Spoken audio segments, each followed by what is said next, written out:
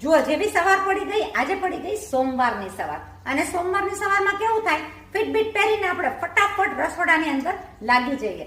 તો મને મળી ગયા હતા મસ્ત મજાના રીંગણા. તમે જુઓ, લીલાછમ મરચા. ઓસ્ટ્રેલિયાની અંદર પણ ઘણીવાર માર્કેટમાં બહુ સારી સારી વસ્તુ મળી જતી હોય છે. આવા રીંગણા મળ્યા હોય તો આપણે બનાવી નાખ્યું ભરેલું શાક એકદમ જ સહેલી રીતના. જ્યારે આવા સરસ રીંગણા મળી જાય તો એનું ભરેલું શાક બહુ જ સરસ થતું હોય છે. તો આ જરૂર મારી રેસીપીમાં જઈને બનાવજો.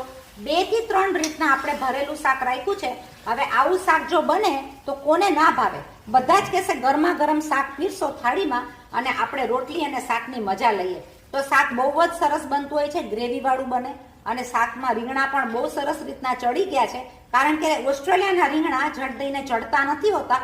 તો ટિપ્સ અને ટ્રિક સાથે આ આપણે બનાવ્યું છે શાક આટલું સરસ મજાનું. આપણી ગરમ થઈ ગઈ છે, આપણે કરી નાખશું આપણી ગરમ ગરમ ફુલકા. તમે જોઈ શકો ઘરના લોટના દળેલા ઘઉંની શરમા એકદમ જ સરસ રોટલી આપણે ઉતારશું અને ખાસે રોટલી એકદમ કૂણી માખણ જેવી. લઈ લેશું આપણી આ રોટલી થાળીમાં. રોટલીની અંદર આપણે લઈ લેશું બધામાં ઘી.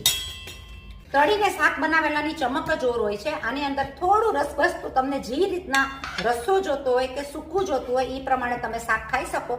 જ્યારે જમવા બેસવાનું હોય ત્યારે થોડું ગરમ પાણી નાખો તો બહુ જ સરસ મજાનું રસભસતું શાક થઈ જાય. થાળી પીરસવાની આવે ત્યારે આપણે આ પ્રમાણે શાકને લઈ લેશું એમાં ગરમ ગરમ ઉકળતી દાળ. તો ભાઈ દાળ તો એવી હોવી જોઈએ કે ભાતની અંદર ચડે.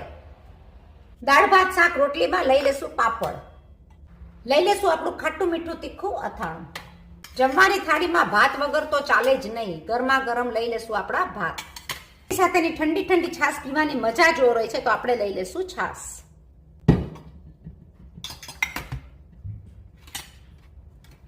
આપણી ફૂલ ગુજરાતી થાળી થઈ ગઈ તૈયાર, જેને ખાવાની મજા જ ઓર આવે છે. આની બધી જ રેસીપી અમારી ચેનલમાં અવેલેબલ છે. તો ઓસ્ટ્રેલિયા બીના મોદીને લાઈક કરજો, શેર કરજો, સબસ્ક્રાઇબ કરજો. નવી વેરાયટીઝ અને નવું જમવાનું રોજનું અલગ અલગ આઈડિયાઝ અને રેસીપી સાથે.